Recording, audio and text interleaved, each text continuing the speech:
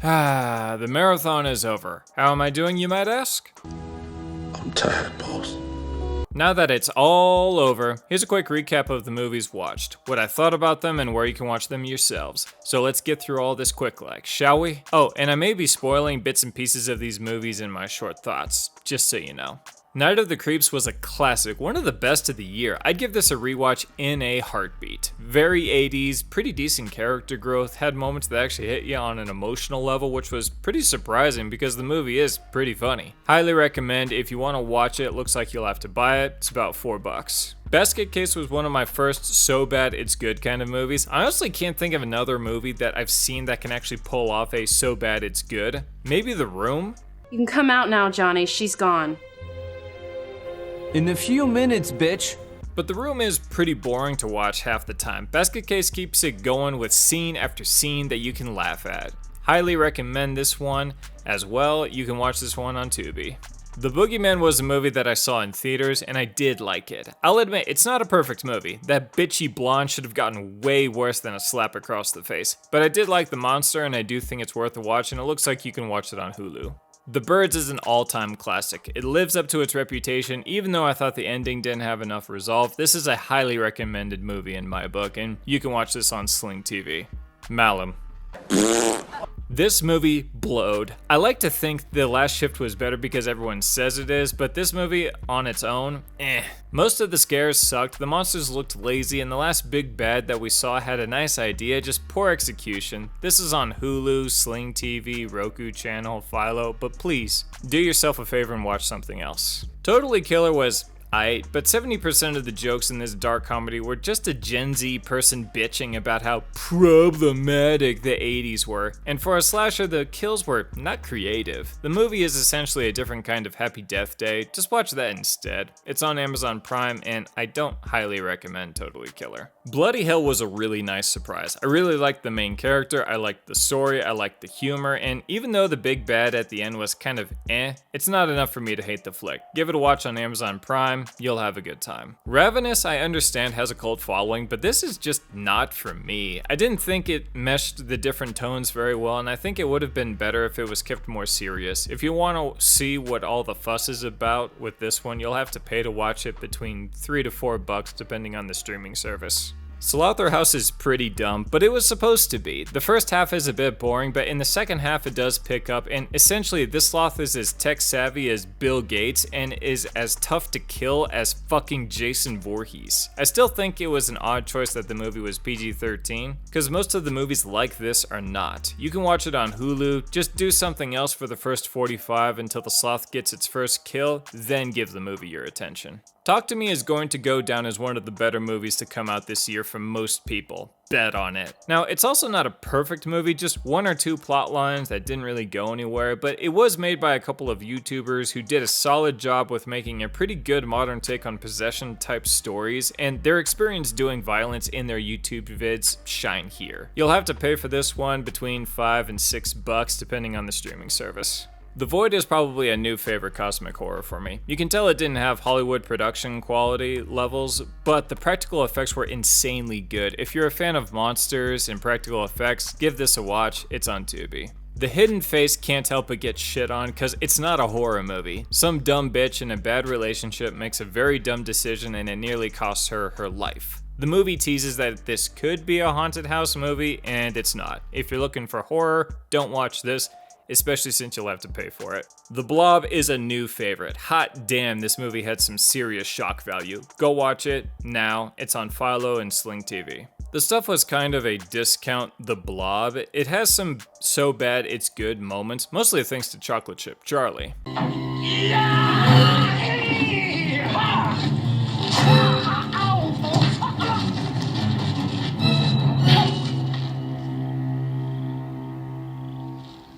You're Chocolate Chip Charlie. Has some good and bad practical effects. It's free on Tubi. Cobweb, I did not like. My siblings did, and I don't see why. The only thing redeemable about this movie is the final act, and that doesn't include the ending. Anyways, it's on Hulu. El Conde was kind of an odd one, and I did like it though. My bias for vampire movies may have been at play here. If you like more artsy dramas with a little bit of vampirism and comedy, give this a watch. It's on Netflix.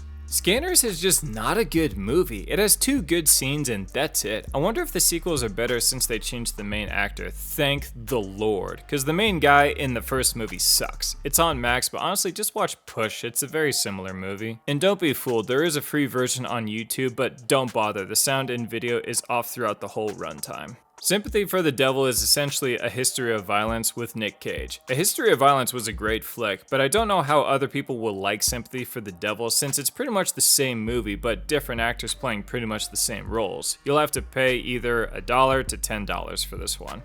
The Fog is another solid old classic. It solidifies what I've always thought. Vengeful ghosts are mostly just assholes and should be eliminated on the spot.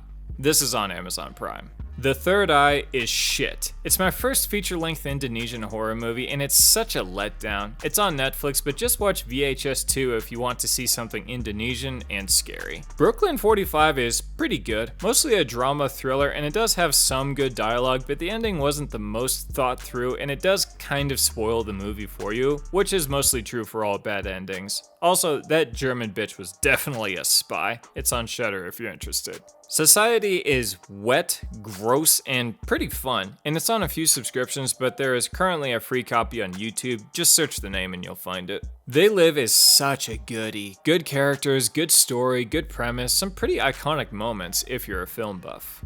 I have come here to chew bubblegum and kick ass. And I'm all out of bubblegum. You'll have to pay $4 to watch it, sadly. Nila Velcium.